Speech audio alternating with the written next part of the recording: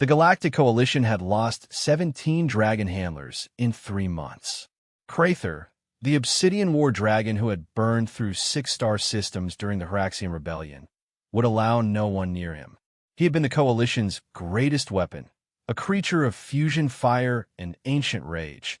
But something had broken inside him after the Battle of Terminus Gate. Commander Vexlar, his chitinous plates dulled with age, stood before the massive containment dome. "We'll have to put him down," he clicked to his subordinates. "A war dragon without a rider is a liability." "Sir, there's one more possibility." Lieutenant Soren gestured toward the observation deck, where a human female stood pressed against the transparent aluminum, her dark eyes fixed on Crather's scarred form. A human. Vexlar's mandibles clacked in what might have been laughter. They've been in the Coalition for barely a decade.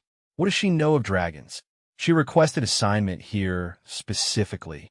Her name is Maya Torres. She's deaf, uses those implants humans developed.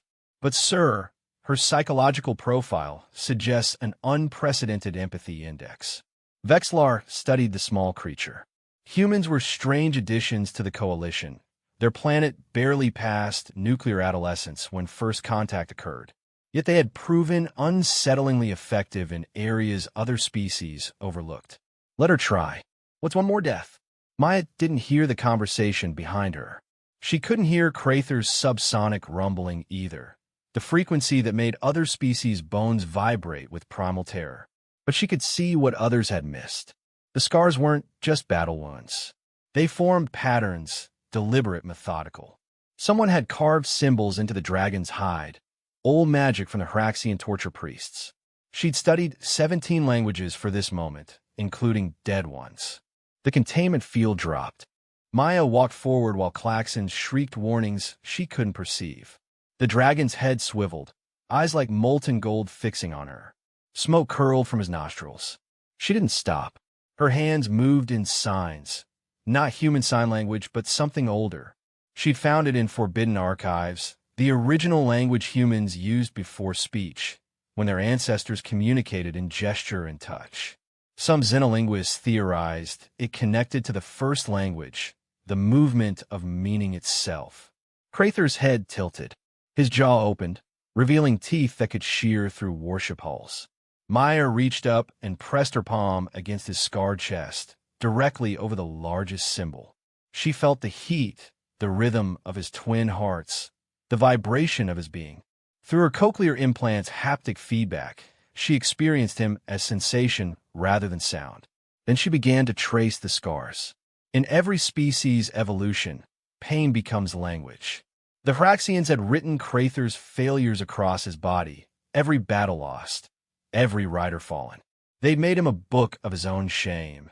And every time someone shouted commands, every time voices filled with authority and expectation surrounded him, the words carved in his flesh screamed louder.